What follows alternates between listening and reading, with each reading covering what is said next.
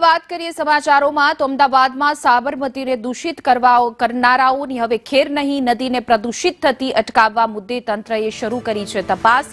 હાઈકોર્ટની ટકોર બાદ જીપીસીબી અને એએમસી એક્શનમાં છે। સાબરમતીમાં હજુ પણ છોડાઈ રહ્યું છે દૂષિત પાણી।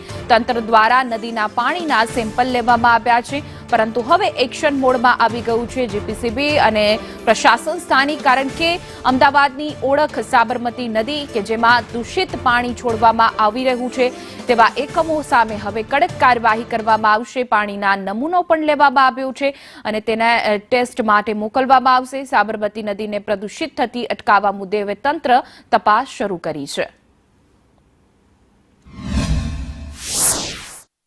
અમદાવાદની ઓળખ બનેલી સાબરમતી નદીના પ્રદૂષણનો મુદ્દો ગુજરાત હાઈકોર્ટમાં છે।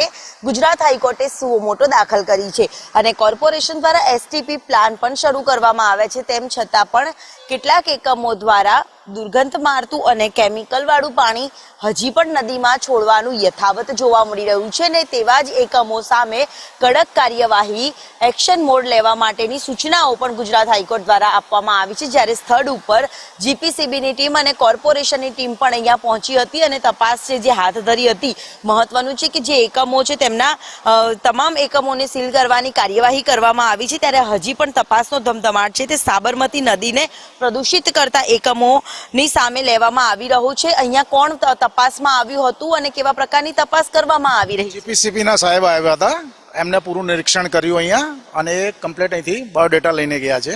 હમણાં વિઝિટ કરીને ગયા છે સાહેબ। જરૂર, એટલે આના પાણી ક્યાંથી છોડવામાં આવે છે? આ પાણી 4 કનેક્શન છે, એક આ છે, એક આગળ છે અને એક આ છે। એ રીતે 4 પાઇપો છે જે ટોટલ અહીંયા આગળ પાણી છોડે છે। પાણી જે એકમો છોડી રહ્યા છે તેમની સામે કડક કાર્યવાહી કરવામાં આવે તેવી સૂચનાઓ હાઈકોર્ટની આપવામાં આવી છે અને હાઈકોર્ટના આદેશ બાદ હવે તંત્ર છે તે એક્શન મોડમાં આવ્યું છે અને તમામ જે એકમો છે જે નદીને પ્રદૂષિત કરી રહ્યા છે તેને છોડવામાં નહીં આવે તે પ્રકારની કાર્યવાહી પણ હાથ ધરવામાં આવી છે। તો જીપીસીબી અને કોર્પોરેશનની ટીમે પણ સ્થળ પર આવીને તપાસ શરૂ કરી હતી। કેમેરામેન ચેતન પરમાર સાથે દિવ્યા ચૌહાણ, સંદેશ ન્યૂઝ, અમદાવાદ।